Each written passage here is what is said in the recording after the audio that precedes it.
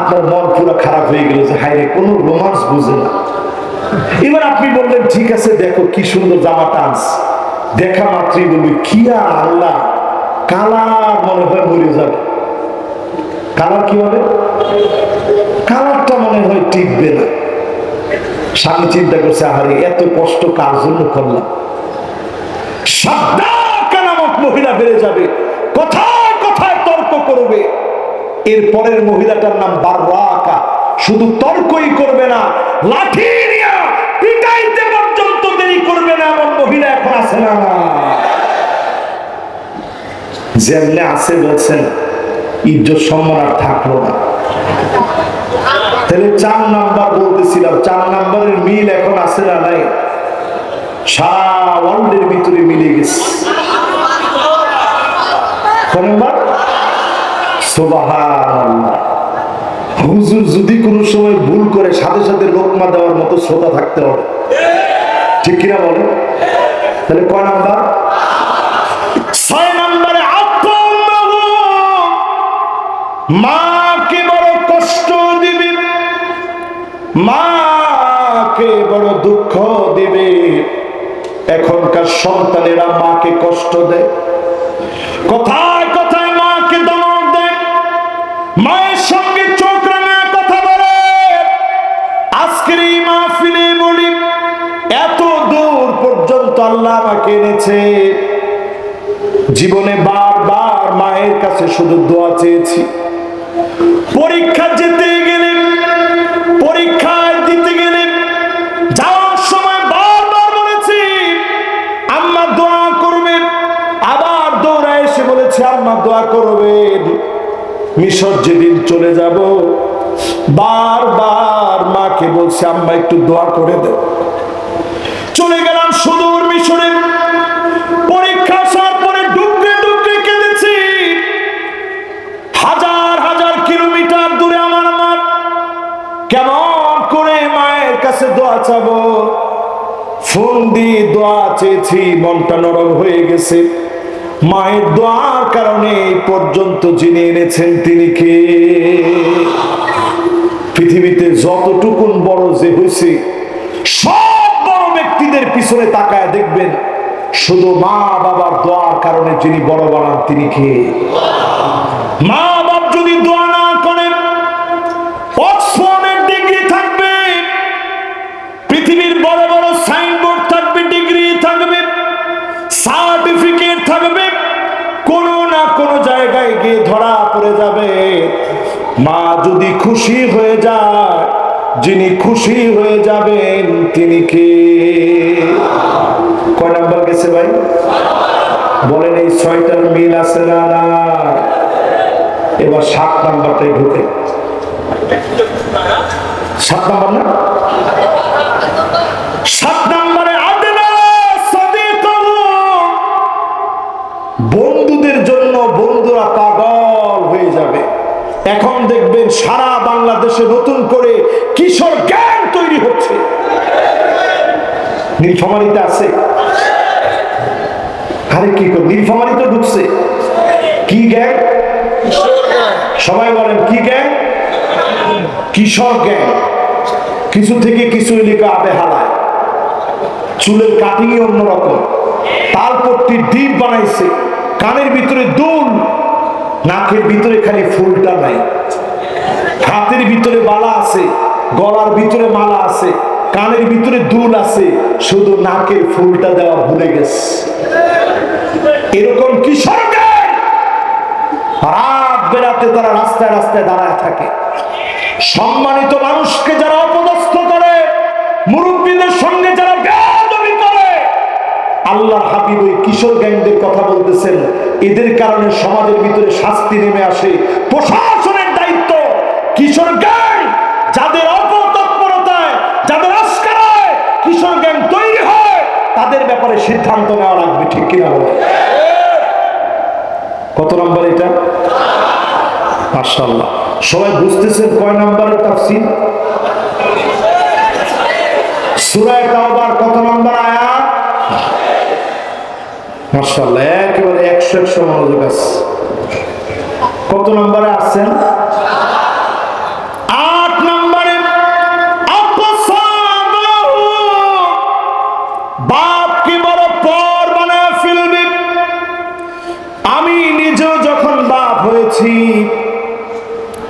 বাপের টান, বাপের ভালোবাসা বুঝি।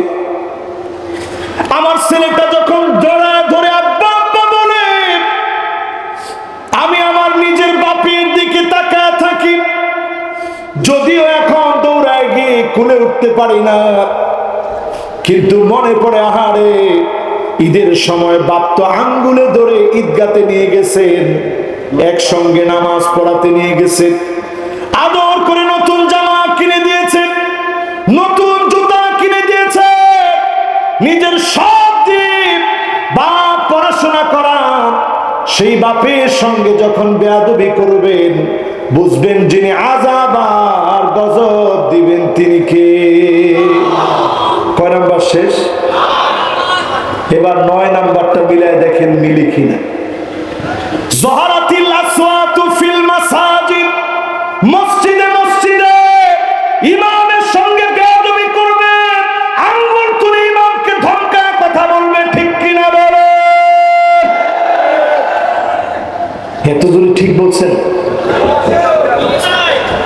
তিনি ইমামের সঙ্গে যারা বেয়াদবি করে, চরম বেয়াদব যেই সমস্ত চিহ্নিত বেয়াদব, ওই বেয়াদবদেরকে প্রতিহত করা প্রত্যেকটা মুসলিমের জন্য দায়িত্ব, ঠিক কিনা বলে? মসজিদের কমিটি, অনেক জায়গায় দেখবেন মসজিদের ভিতরে সাইনবোর্ড দেওয়া থাকে, আদেশ ক্রমে মসজিদ কমিটি। আরে কথা বলে আদেশ ক্রমে, আদেশ না ভাইজান, মসজিদের ভিতরে আপনি আদেশ দেওয়ার কেউ না। আজকে থেকে শব্দ চেঞ্জ করবেন, অনুরোধ ক্রমে মসজিদ কমিটি।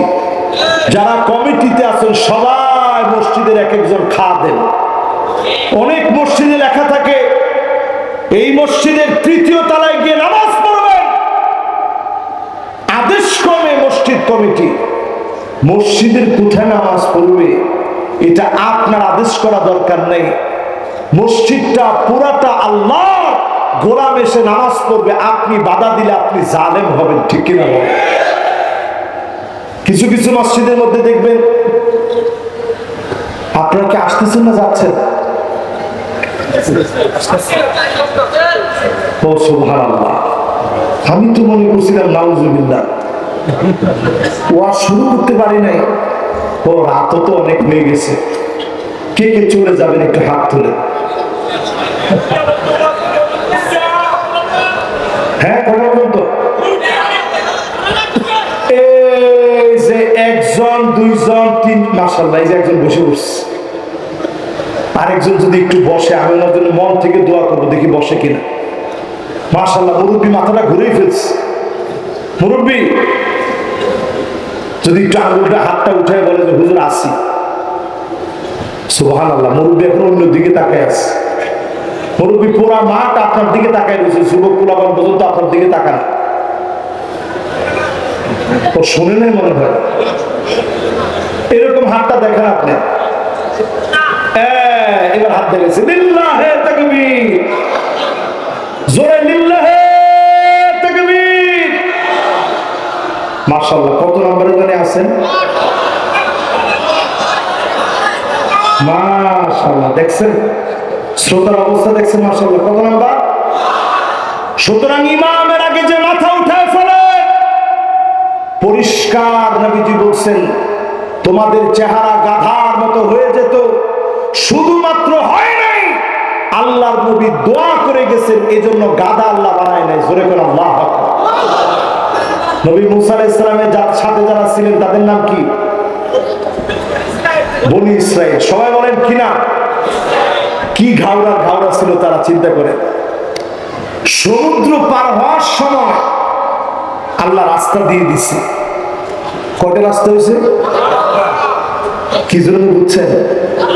আল্লাহ এই গোত্রের রাস্তা দিয়ে আমি যাব না, আমার রাস্তা দিয়ে আমি যাব। পিছনে ফেরাউন লাঠি নিয়ে দাঁড়ায় আছে, অস্ত্র শস্ত্র নিয়ে দাঁড়ায় আছে। তখনও বনি ইসরাইল বলে এই রাস্তা দিয়ে যাব না। ঠিক আছে, যখন ওই পারে গেছে, প্রচন্ড তৃষ্ণার্ত হয়ে গেছে, সমুদ্রের পানি তো আর পান করা যায় না, পানি পান করা লাগবে। ঠিক সেই মুহূর্তে আল্লাহ রাব্বুল আলামিন ব্যবস্থা করছেন, হাতের লাঠি দিয়ে মুসা আলাইহিস সালাম আঘাত করছে, পানি বের হচ্ছে। সঙ্গে সঙ্গে বলতেছে, এই পানি তো আমরা খেতে পারবো না, আমাদের কওমের জন্য যেটা আসছে ওইটা লাগবে। আবার আঘাত করছে, 12টা ঝর্ণা দ্বারা বের হয়েছে। জোরে করে আল্লাহু আকবার। আমার নিজের চোখে আমি দেখছি। অথচ একটা ঝর্ণা ধারা থেকে পানি পান করলে পান করে শেষ করার কথা। ওয়াইদ ইসতাসকা মূসা লিকওমিহি ফাকুলনা ইদরিব বিআসাকাল হাজার ফানফাজারাত মিন হুসনাতা আশরাতা আইনা। একটা দুইটা না, 12টা ঝর্ণা দ্বারা বের হয়েছে। যিনি তাদেরকে পানি পান করালেন তিনি কে? আকাশ থেকে খাবার দিয়েছেন, মান্না সালোয়া। কয়দিন খাওয়ার পরে বলতেছে, আল্লাহ এই খাবার আর বেশি দিন খাবো না, খাবারের রুটিন পাল্টায় দাও। কি খাবি? আদাসিহা ওয়া বাসালিহা ক্বালা তাস্তাবদিলুনা আল্লাযী হুয়া আদনা বিল্লাযী ক্বালা তাস্তাবদিলুনা আল্লাযী হুয়া আদনা বিল্লাযী হুয়া খায়র।